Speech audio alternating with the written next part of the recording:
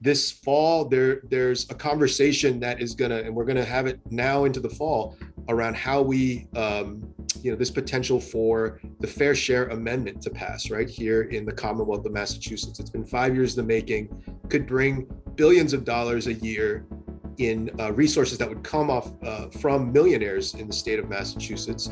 And that would go a long way towards putting important resources towards critical needs like public education and transportation.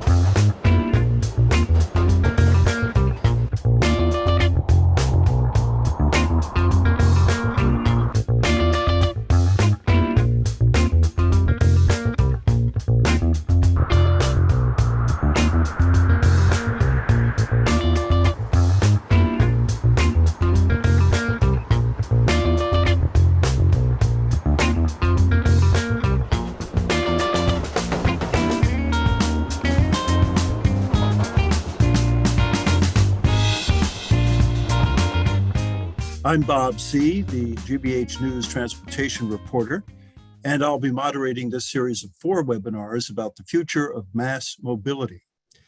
As you know, the pandemic has many effects on transportation and travel.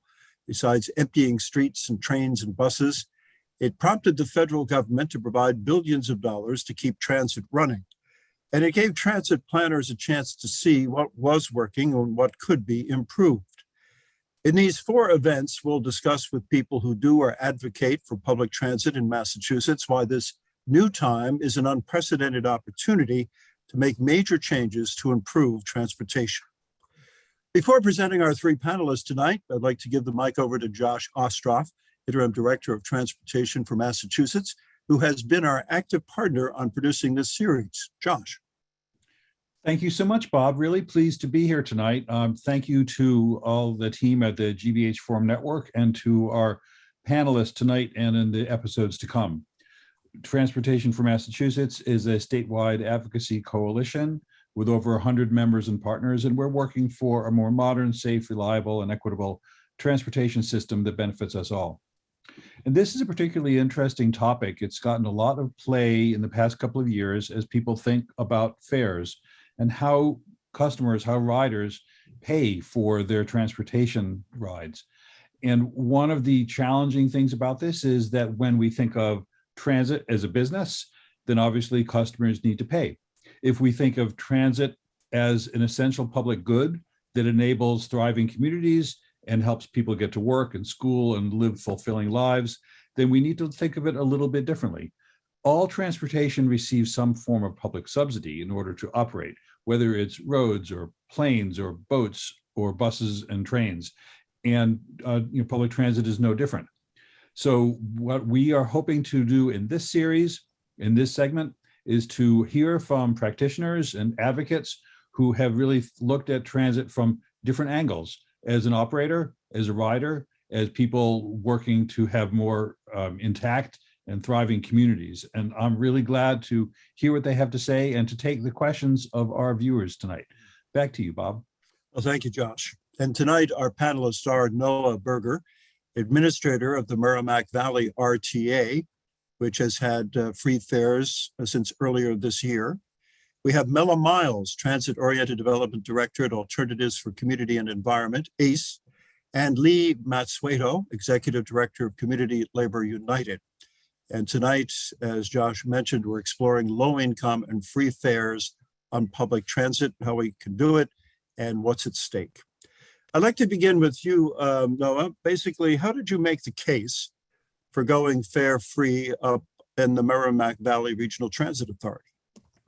Yeah, thank you very much, Bob.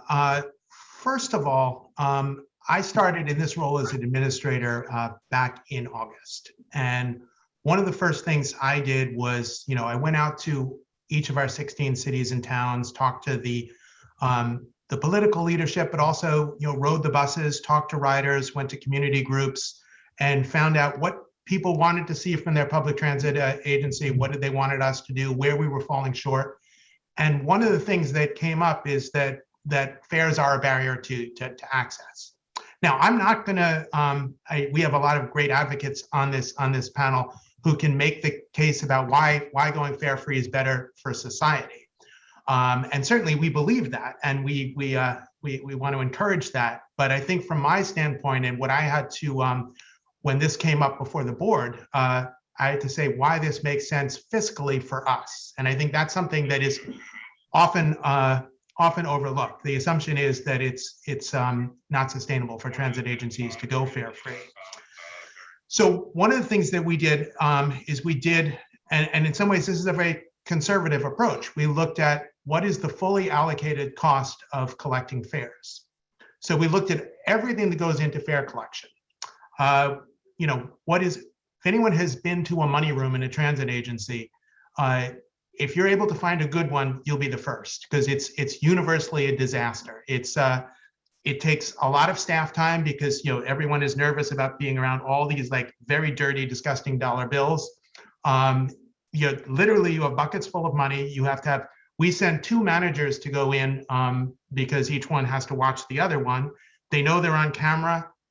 Some places you have to actually put on a special outfit with no pockets.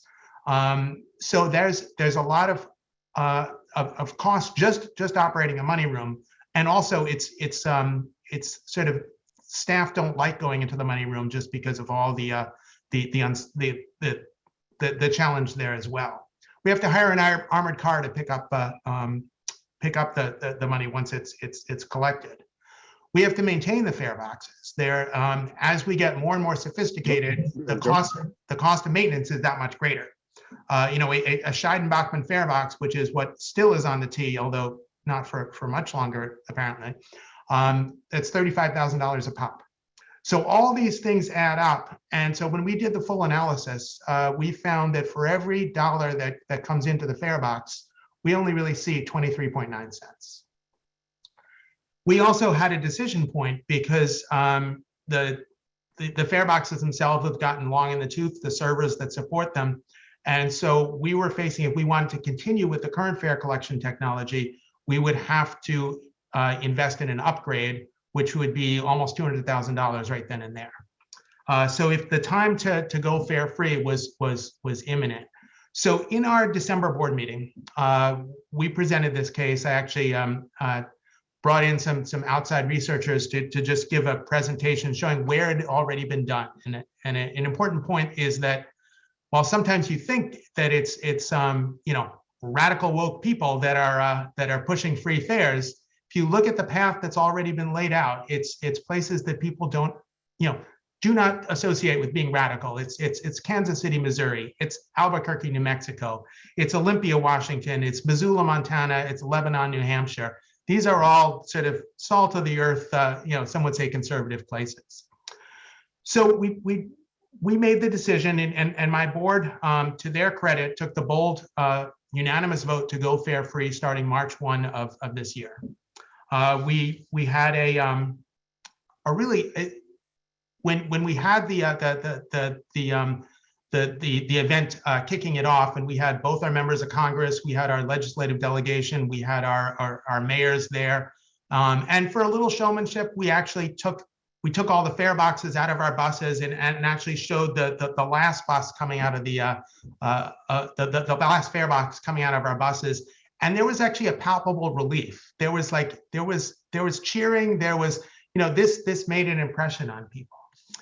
And I think, you know, one of the things too is the data collection that we were doing. One of the things the board came back to me and said, yeah, we'll authorize going fare free, but it's on you to show us that it's working. So we're calculating what is our ridership increase. In the first months of service, we went up, you know, since the fare increase, we went up 42.5%. And that's, you know, one of the things when people say, how are you going to pay for this? I remind folks, I'm going to need more money. Not because I'm going fare free. I need more money because the cost just to operate the level of service we currently have in the transit industry with the inflation being higher than it's been in a generation, it's even higher in the transit industry. If you look at the key drivers of our costs, which is both diesel and gasoline fuel, I mean, diesel fuel in the last from the last 12 months, it's 97%, according to the most recent analysis. There's a driver shortage and labor costs, which is the men and women behind the wheel. That's up, anywhere between 15 and 20%. So if you calculate all these things, I'm going to need more money. And isn't it easier to make the case to have more money if I'm showing the ridership that's showing that we have the demand for this service? And then one other thing that I think is really important is, I think we've seen the example of Boston. It's very hard to make change at the MBTA, and that's not meant to be a disparaging statement about the T. It's just that it is very, very big. So there's, it's like writing an ocean liner. You can make change at RTAs a lot faster. You can innovate a lot faster. And so we can demonstrate, and in fact, we've taken the lead that the same initiative they did in Mattapan and Dorchester for the 3 free routes. We actually did 3 free routes in Lawrence, which was paid for by the city back 2 years ago. And then that sort of helped make the case that we should go system-wide. And the other advantage of going system-wide too is that we now have the economies of scale. We didn't get the benefit of closing the money room when we had just 3 free routes. We didn't get the benefit of not having to maintain fare boxes because we still had the fare boxes on the buses that applied those routes. Now, all those costs are off the table for us. Wow, thank you, Noah. That's a very dramatic story and lots of information there. And your comments about the MBTA sort of naturally leads me to our next guest, Mela Miles, who has been dealing with the MBTA for years, trying to get lower cost, equitable transportation, particularly in the inner city, along the Fairmont line, especially. So Mela, why don't you tell us some of what your experience has been trying to get lower fares or free fares at the MBTA? So over the past maybe 7 or 8 years, we had started discussing fare-free transit at a forum that I used to organize and put on at Boston Green Fest with the sustainability manager at the T. And we talked about what would it look like if there were fare-free transit and how would we be able to make that happen. And so Noah detailed all of the issues that we had to confront with how do you have people start paying and what does it cost? And so we looked at that and then, so we said, well, how could you replace that revenue and redirect the revenue so that it could actually benefit the MBTA, that they wouldn't keep screaming, someone has to pay for it and that sort of thing.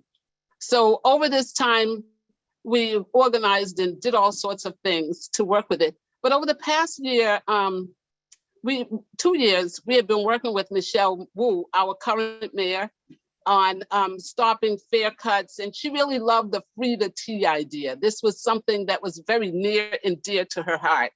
And so she was a city councilor at that time. And then Mayor Marty Walsh left, and then Kim Janey came in as the interim mayor, and she started a pilot for the 28 bus. And the 28 bus became free for about 90 days. It was just a test run to see how this could work out. And then I was consulted after Mayor Wu came into office, and she asked me, what other buses other than the 28 bus would you recommend? So we went down a whole list of buses and we came up with buses that, like the 23 bus, that actually was never empty. And there was no other bus that crossed it in the middle of the route. And so we said 23 bus. And then we looked at some of the issues that once the people got off that bus, they often would have to transfer into the subway system. So what's happening concurrently is that we're working on low-income fares, of discounted fare media pass that we've gotten all the way through the state legislature. So that would cover not just the part that would be free, but you would have a fare that a fare pass that would actually benefit people who are kind of not extremely low, who are getting extremely low income benefits, but also those who are in that middle place where there's no subsidy. So it's people who are not youth, who are not seniors, who are not disabled, the average everyday person up to 300% of the federal poverty level, and would be able to access this like $30 a month pass that would allow them access to all aspects of the MBTA. So that has been vetoed by the governor, line item vetoed, and then it came back and we got another champion to go and champion that discount low-income fare media. And we just had a rally last week about that. And it's with Ways and Means now, and we're working with the MBTA to really push them to collaborate with the state legislature to make sure that that is fully funded and that we'll be able to get so that's in the interim of free fares and discounted fares. But we need access for all. It impacts climate change. It speeds up the ride for those who are riding. There was a study done that said that Black people spend 64 more hours per year riding on the MBTA than white people.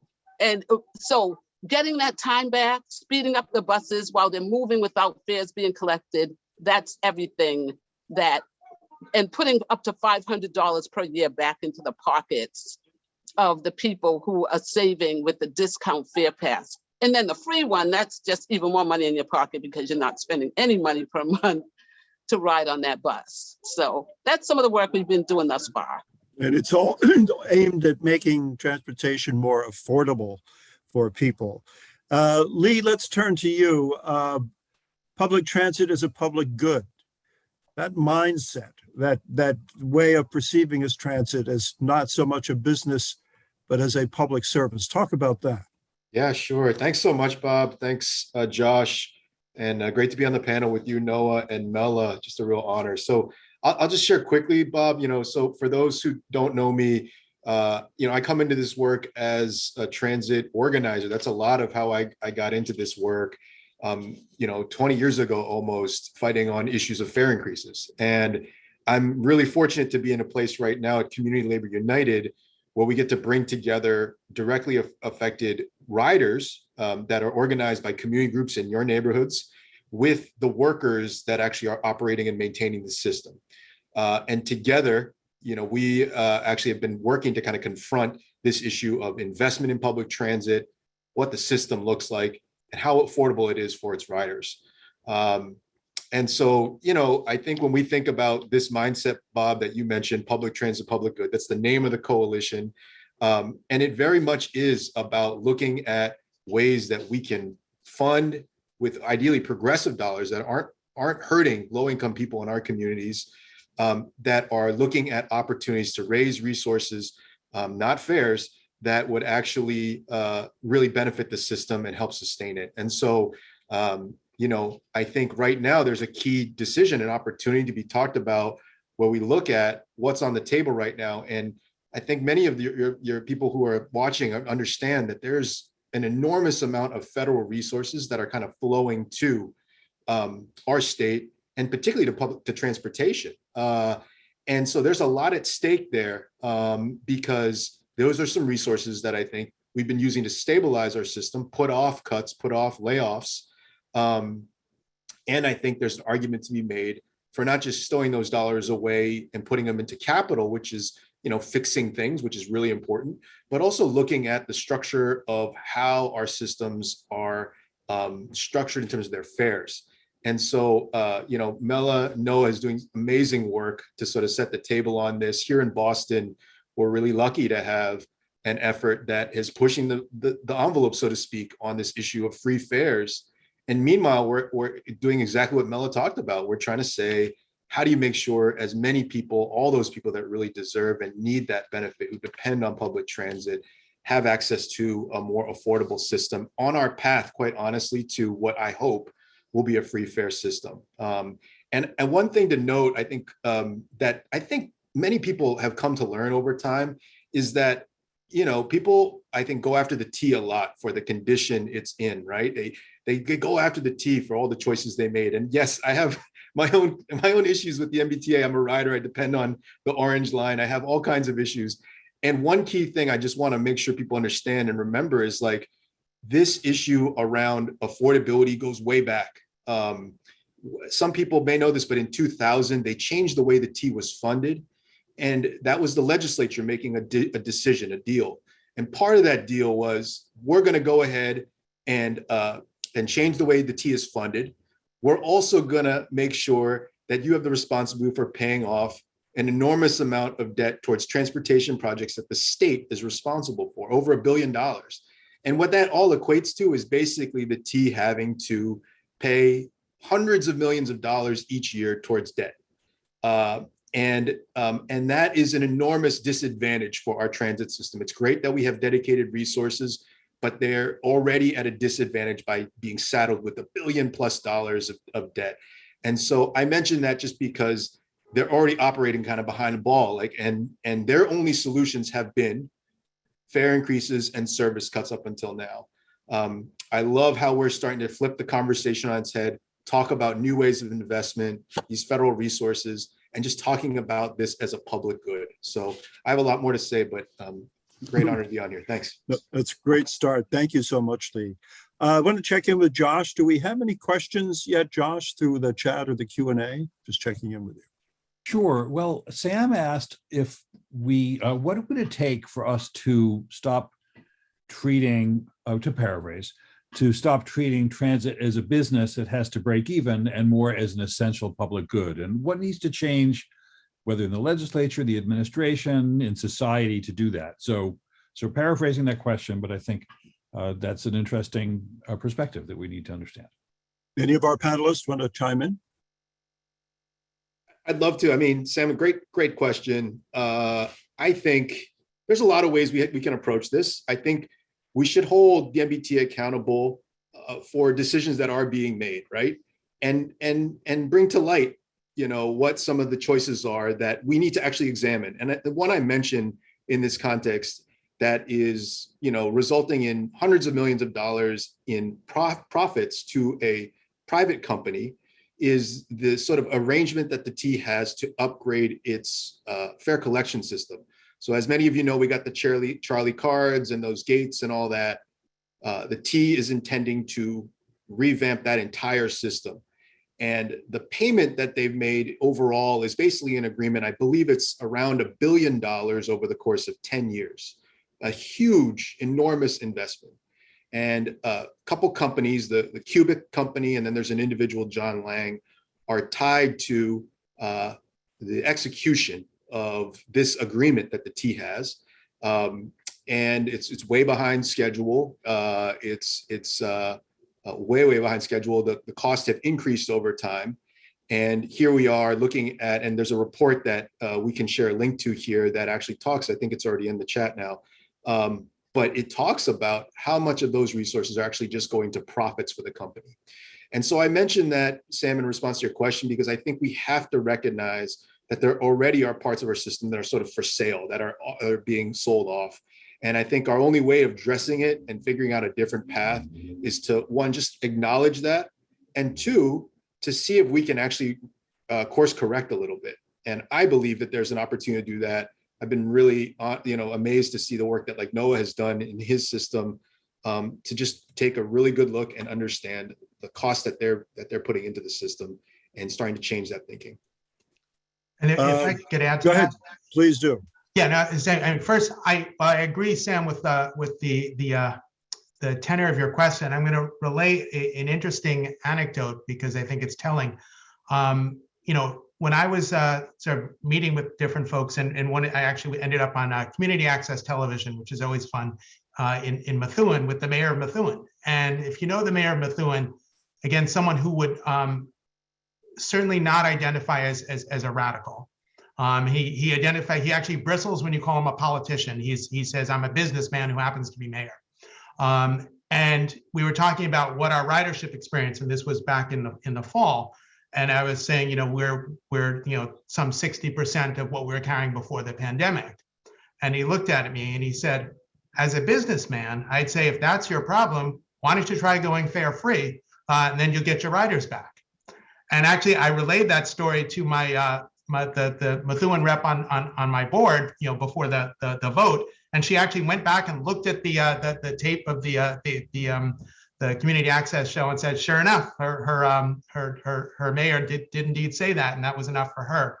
But I think, you know, the big picture is, you're right, people have kind of a conflicted view of transit and how it's funded, and there's a sentiment out there that says if you don't pay the freight, you don't get shipped, and that's and even with you point out that no, it's actually doesn't make sense for us fiscally to continue this clunky way of generating revenue. They say, well, it's not fair. Why does so-and-so get to ride free and I don't? I think the other thing is, when we talk about public goods, it's also important. This is a public good we want people to use. So we should incentivize that to the best way we can. We want people to use trash receptacles. So we don't charge you for throwing litter away on the streets. We don't charge you for using the library. We don't charge you for going to school. The only thing we do charge you for is for water, because we don't want you to use too much. We want you to use just enough. So it's that different mindset there, that if you really want people to use it, and as Mela says, you can run it more efficiently because you can run faster, eliminate the slowing down every time people queue up and fumble with their nickels and dimes. You can run a more efficient, and in that way, a business-oriented model to running a transit authority.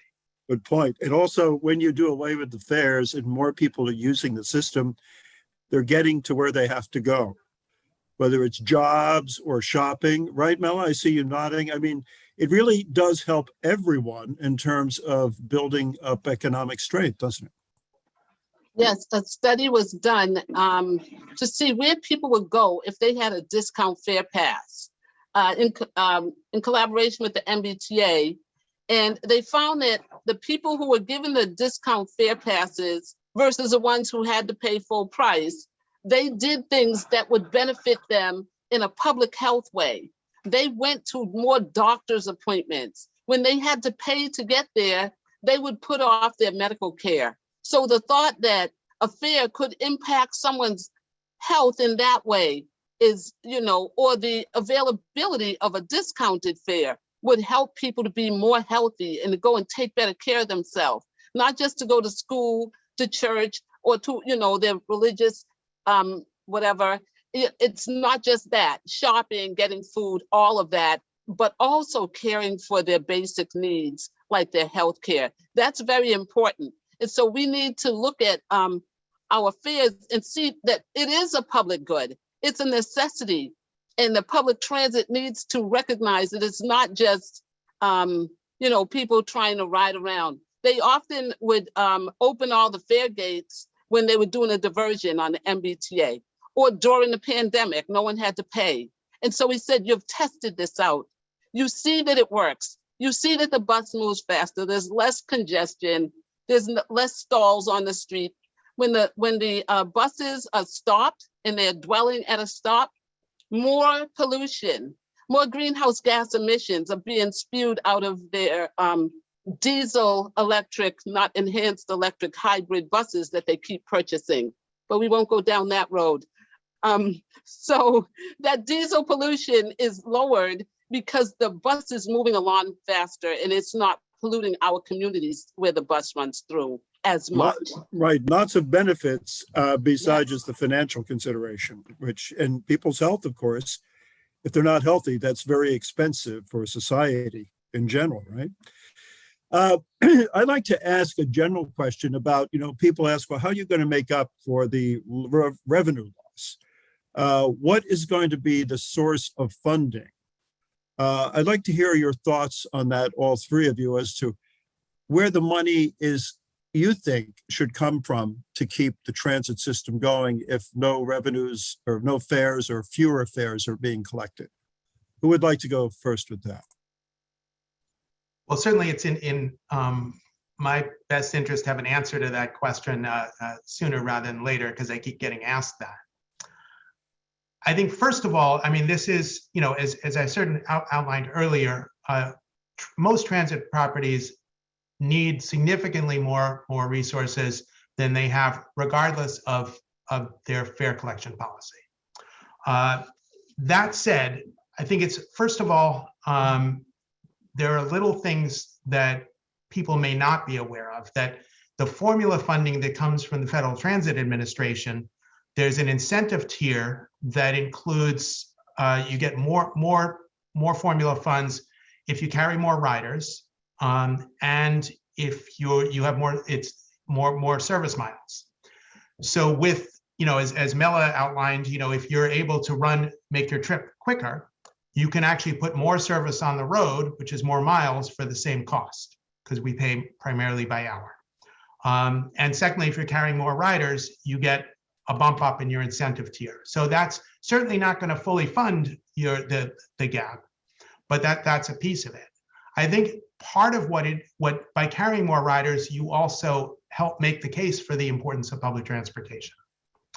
And then the other thing, this is something I've learned is always going to be challenging in any press event. And so, Bob, some of your colleagues, first thing they want to know is, all right, how much is this costing you? And I've learned the hard way, I better just give them a number because they're going to fixate on that.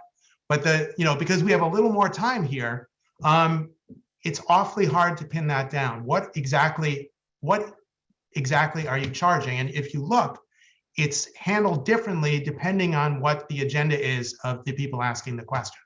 So are you charging for the expected revenue loss based on projected ridership? That's going to be different because you're going to have more riders if it's fare free than if you go, what is the historic fare collection on this route before I went fare free?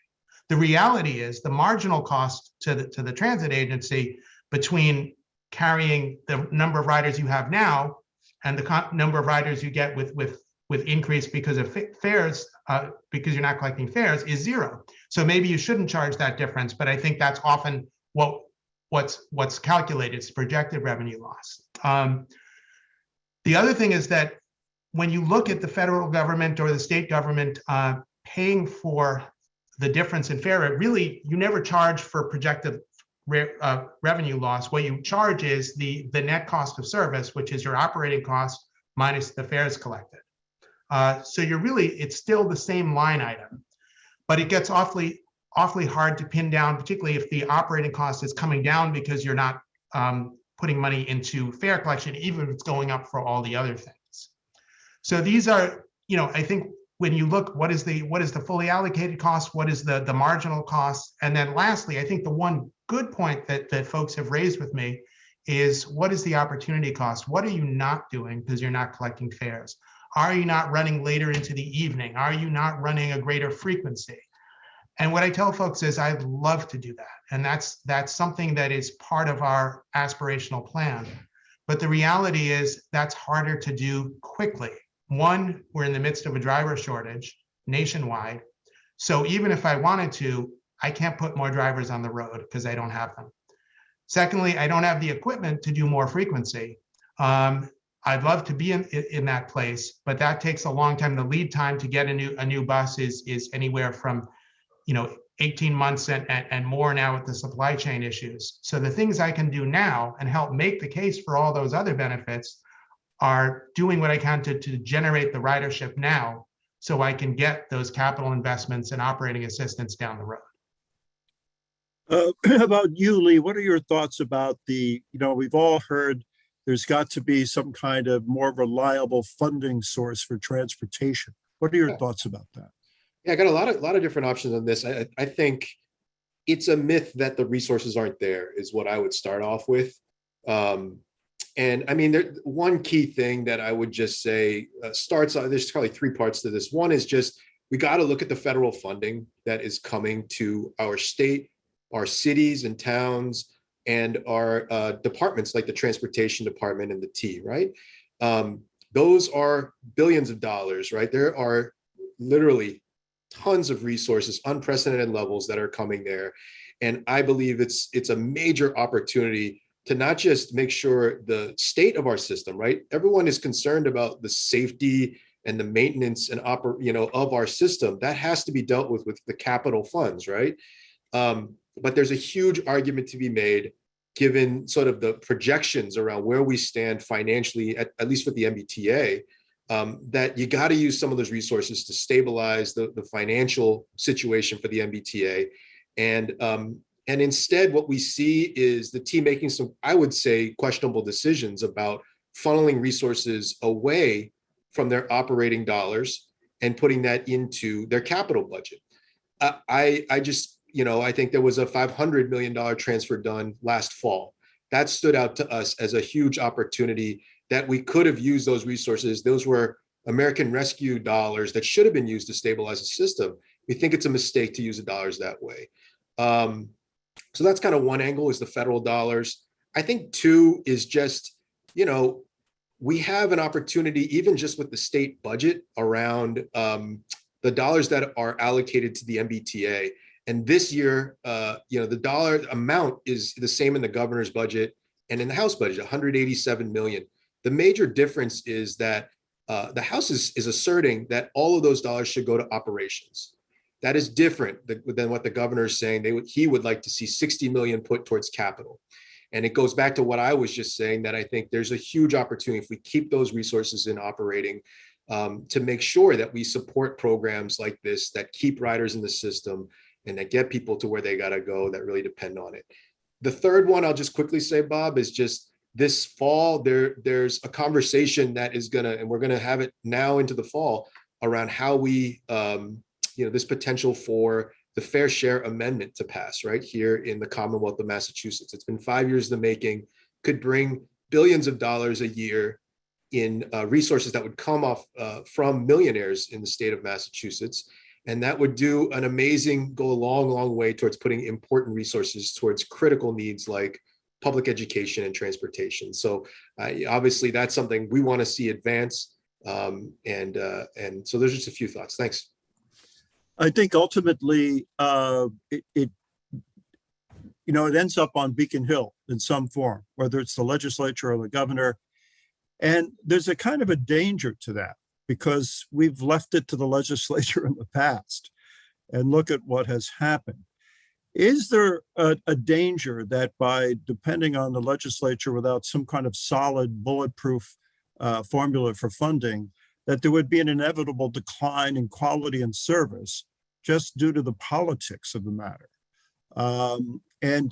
This was an argument that was raised at an earlier program we did last year on free fares, where there was a woman from the MTA in New York who had argued that was a real danger, that when you start, limiting fare revenue, you're actually tending to starve the system of much needed money. We've talked about how much additional money the system needs, not to operate, just to operate, but capital as well. So is there some way around the legislature, or some way? I mean, the legislature sort of used the sales tax to get out of it, right? They said, okay, we'll have the sales tax, then that's just automatic. But what are your thoughts about something that is more stable, that is not subject to the politics of Beacon Hill? It's a tough question, I know, but interested in your thoughts. Mela, you look thoughtful about this. You ended it with more stable, but I was going to refer back to some creative ways that things have been funded, like the free bus pilot and the $8 million for COVID relief money that the mayor used for that. And then going back to the Fairmount line in 2017, that had free rides for 2 weeks, but it was funded by Congressman Mike Capuano. Literally took some of his campaign money, $53,000, and funded that. I don't want to see privatization where individuals are, privately funding things like that. But we have to have a dedicated funding stream. And there's a number of, not the current way that they fund the MBTA. It needs to be dedicated. And when we leave it up to the politics of Beacon Hill, you have fare evasion fines that go up to $600 for the third offense, which is what it was up until now. And we've been fighting to get rid of these fare evasion fines that were so draconian that you couldn't pay your $2 fare and then you get fined $100, $300, $600, and then get your license taken away at the registry. Those kind of things shouldn't happen. And that might be a little bit of a digression from funding, but the politics of Beacon Hill put that in place and it caused that draconian piece. And they're the ones who get to vote on changing that statute that benefits folks. So I'm going to leave it to somebody else to say what other methods of funding.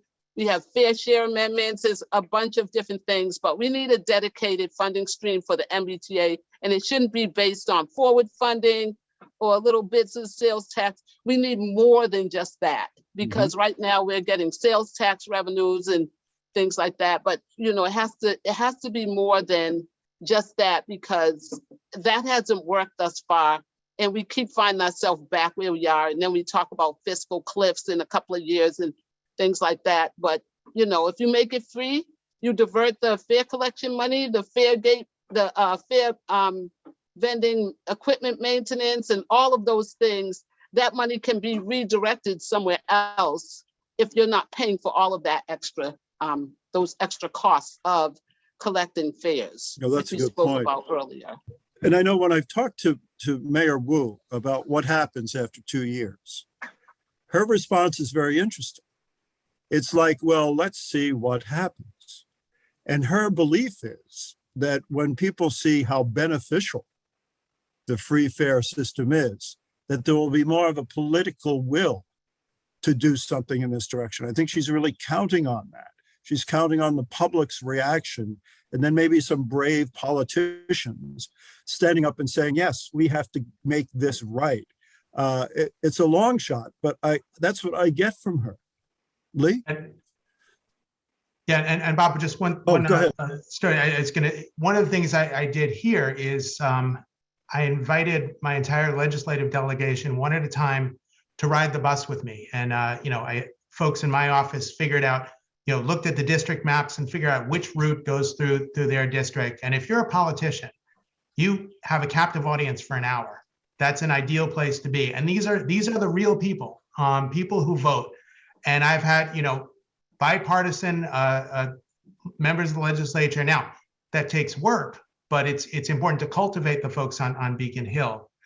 Just other quick points, and I know both Lee and Mela had mentioned the T's forward funding legislation, and I think people get caught up with the forward part, which without recognizing that it's doesn't matter whether it's forward funding, backward funding, in between funding, it better be enough funding. And that was the miscalculation. There was a dedicated revenue stream. It was based on the 1 cent of the sales tax. It was just a miscalculation about how that would grow over the years based on the experience of the 90s, which didn't play out in the new century.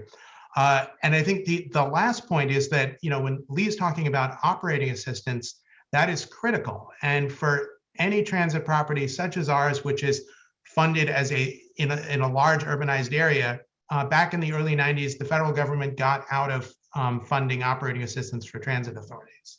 And that was a calculated decision. What was really beneficial about the COVID relief funding is it did fund at 100% federal operating assistance, which often was for the very first time for transit agencies, going back for decades. So I think maintaining that and having pressure on, if you think it's hard to do it in Beacon Hill, look at Washington, D.C., but pressure on Congress to change that and allow operating assistance, ideally at a high federal match. Let's see if we have some more questions from the audience. Josh? Well, we have a couple, but I want to actually ask one of my own for Noah, which is taking the temperature of your colleagues who run RTA systems around the state. What is the thinking on their approach to fares? I know many of their riders qualify for discounted fares, but GBH has an audience beyond the MBTA area. So just a couple of thoughts on that. And then I've got a couple of questions that were asked.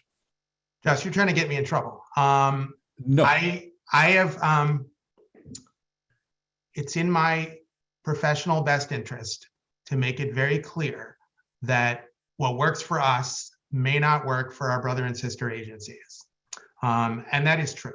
I think, our financial picture, it does work for us. We're in a unique area too. And, my largest city, Lawrence, is 83% Latino. I have, 75% of my riders are low or very low income. So that's a very different picture than you'll find in other areas. And so the arguments are different. I certainly don't want to tell what my peers what to do, but I think, certainly we'll continue to provide our best case example that we're more than happy for other people to steal, but that's got to be something that they work out on their own. Well, fully understood. I guess the issue is the dependency on every revenue stream when you're running a regional transit authority, and the need to have that stable revenue that allows you to make decisions in the best interests of the region. So here's a question about the benefit to the public in general, even people who are driving, when someone is riding a when more people are incentivized to use transit. That's a question for everyone. Comes from John. And Bob, direct it how you like. Yeah, thanks, John. I mean, I think Mela spoke to this beautifully earlier about just some of the amazing benefits of public transportation. And I think health is a really key one in the context of the climate crisis that we're in. I think there have been efforts to actually quantify the millions and hundreds of millions of dollars and billions, maybe even, of savings that we get when we have an operational and invested in public transit system. I've seen that comparison also when they talk about raising fares and what that would do, right? The impacts, negative impacts on our economy. So I think there's a lot of ways to quantify it, that groups have actually done some really good studies to articulate that in the face of impending fare increases or service cuts. And that point gets hammered home all the time, John, that there are amazing benefits that we can quantify, that we can put in dollars and cents. And it's such a massive number that it shows those interconnections across all the different parts of our life. Any other questions, Josh, or was that it so far? So I've got another question of my own, which is, what's the business case for free or discounted fares? What do employers stand to gain when they're, when they have easier access to a workforce and vice versa? I mean, I know when we went fare free, one of the most passionate speakers at the event was a small businesswoman who runs a little beauty salon in Methuen, and right on our number 40 bus in Broadway, and so talked about how she, her employees rely on our service to get to their jobs. If customers have a little more change in their pocket because they're not paying fares, that's money that's returned to the local community, the small businesses, the communities, and so that's something that again, and I think to the earlier comment, one thing that's always very challenging is transit does a lot of benefit, but doesn't often get rewarded for it. It's the old thing: how do you internalize the externalities? And I'd love for someone to do the research to make those calculations and return that to us, so we can continue to provide the benefits to society that we know we do. Another question just came in, and I think you might have touched on this earlier, Noah. Where else in the region or across the country or outside the country is public transit fare free? If you want to just cite those for folks who might have tuned in after your opening remarks. Right. I mean, it's always dangerous to cite places outside the country because, you know, people can say, well, that may work in Europe, but it doesn't work in Kansas. And maybe it doesn't work in Kansas, but it does work in Kansas City, which is in Missouri. But, you know, it's the other places that have, and that's a big system. It's a lot bigger than ours. But Albuquerque, New Mexico, Olympia, Washington, Missoula, Montana, Lebanon, New Hampshire, just to name a few. And they've found that it works for them, and we're following that path here in the Merrimack Valley. Great. So last question that I've got, unless others come in, from an anonymous attendee. Well, the question is, how do we hold the MBTA board and DOT accountable for decisions on fares and revenue? But I think buck doesn't really stop there. They've only got the resources available to them that are appropriated by the legislature or you know, direction from the administration. So I'm going to interpret this question as, what can people do, or whom should people call or contact if they want to see legislation advance in order to support low-income fares or fare-free pilots? That's Well, anyone. Sorry. At the T Riders Union, we organize riders to have a voice at the, and we also collaborate in coalition with the Public Transit Public Good Coalition to go to the board directly, to actually record your public testimony the day before the board meeting, and the information is available on the MBTA's website. And we actually go and testify and organize riders to actually be educated on what the issue is that's going on right now, and to push for more funding, to push for electrification of bus fleets, to really be organized and use our voice. Also, if we go to the Public Transit Public Good, we can, folks can support some of the legislation that's like House 3526 that's moving through the legislature. We're hoping it gets passed ASAP for the discount fare pass, things like that. So going on our Facebook page for T Riders Union, ACE, Alternatives for Community and Environment, Community Labor United, Public Transit Public Good Coalition. So those are some of the ways that you can get involved and actually stand up and get your voice heard around these major public transportation issues. And I think we can all agree that we're kind of at a transformational moment here. I mentioned before when Michelle Wu, when she was a city councilor, first broached the idea of free the T at a rate hike hearing, people kind of reacted with disbelief. Well, here we are 3 years later, and we're seeing examples of free T. The pandemic, of course, has had a big effect on, you know, allowing us to really take a look at this, see who really needs transit, who uses it, how dependent they are on it, and also providing us with some money to try fare free for a while. So I'd like all three of you just to you know, you've all been experienced with this transportation issues for quite a while. Where are we at now, in your opinion, and where do you think we'll be headed in the next couple of years?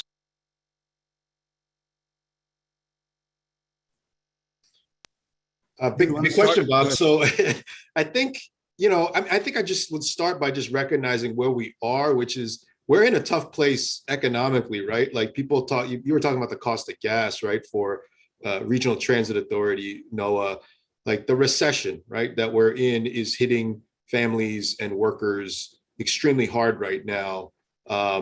And, you know, I think there is this feeling we're emerging maybe from the pandemic, but we are in a fairly challenging moment, right? That said, I think there are enormous opportunities. And I think, like Mela spoke to, there's great groups that are doing organizing and advocacy in a neighborhood level, maybe close to you, statewide, or in the region that you live in and use your transit systems. I think it's really important to be a part of that, to engage, to talk to your elected officials on the city and state levels about what you want to see in your systems, hold them accountable. So, you know, I think there's a lot to be done right now, Bob. I think where we're going is I think that we're very much like low-income fare is also, it's very common now. Like we see them happening in massive transit systems. You talk about the MTA. I think we're in a place where we are really considering what it means to have a public transit system, what it means for it to be a public good. And I think as we expose that and go layers and layers deeper, we're going to have to figure out ways to actually ensure that it stays public. Mela talked about this word privatization, about companies looking to capitalize on the enormous resources that are coming to transportation. And this goes for many different issues where all this federal money is coming to your state or your city and town. And of course, folks are going to try to reach into that. And I think there is an opportunity and that's a major red flag, that if we're not cautious at looking at where those dollars are, if we're not demanding how those resources are used, they could be funneled in places that might lead to the type of contract that I was talking about before, where it's $1 billion towards an automated fare collection system. So again, I think that we have to be vigilant, we have to organize, we have to advocate. And I think if we do that, if we come together where you have workers and you have riders, young people, elders, people with disabilities, low-income people, anybody who cares and loves public transit coming together, signing a petition, even as simple as that, there's a lot of different ways that I think people can get active. And I think we get closer to that vision where it's really affordable or maybe even free. We have a couple of minutes left. And Noah, I did want to turn to you because the next couple of years are going to be really crucial for you in terms of the success of your program and the funding, right? Right, absolutely. And I wanted to sort of take off where, what Lee and Mela were talking about, because one thing that, we as transit providers, I really appreciate the work of the advocates, because they're doing a tremendous job of making sure that we stay visible, because that's an area where I think transit providers have fallen short historically. And one of the things that I found in talking to folks here is a lot of people just didn't know we were here, didn't know that there was a service that maybe can take them from their home to where they're trying to get, whether it's at work or daycare or anything like that. And it was on us to really get the word out. So we're going to be, we've made a concerted effort to meet more in your face. We're currently a flag stop system, which works great if you know the system inside and out, but it's pretty intimidating for someone who might be new to the system. And so we're actually going to put up bus stops for the first time. We're actually going to rebrand our buses with a sort of really colorful, vibrant, attractive look that better reflects the diversity of the communities we travel through. And that again helps make us more visible. And we had got into a little tiff with our the person who sells advertising on our buses, because they wanted to continue to provide those panels for personal injury lawyers and bail bondsmen and Narcan and stuff, which is what we sell. And I say, well, if it's such a great advertising vehicle, then we should advertise ourselves.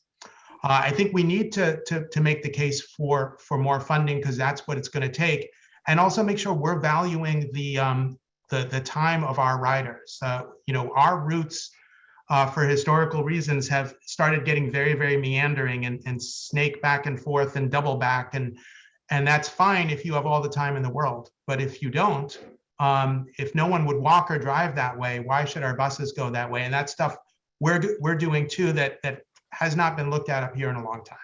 It's a really good point. We want to thank all of our panelists tonight: Noah Berger, Administrator of the Merrimack Valley RTA; Mela Miles, of Transit-Oriented Development Director at Alternatives for Community and Environment; and Lee Masueda, Executive Director of Community Labor at United. Just some of the great advocates that Noah has referred to who are keeping this issue rolling. And we do want to tell you about Next Stop, our next program. We're talking next Monday. Now, this is a Wednesday night, but the next 3 programs are on Monday nights at 6 o'clock. And Next Stop is Follow the Money.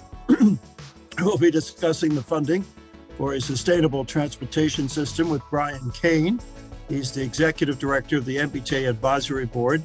Lizzie Wand, who is Deputy Executive Director of Public Affairs and Advocacy for the Metropolitan Area Planning Commission, and Josh Ostroff will be back with us as a panelist next Monday night. Now, the link is in the chat if you want to register, so please do that. And I want to thank everybody who's joined us tonight for this really fascinating conversation. Let's keep it going, and everyone have a good night. And thanks to the GBH Forum Network team, Kyla, Andrew, and Farika for a wonderful job. Thank you.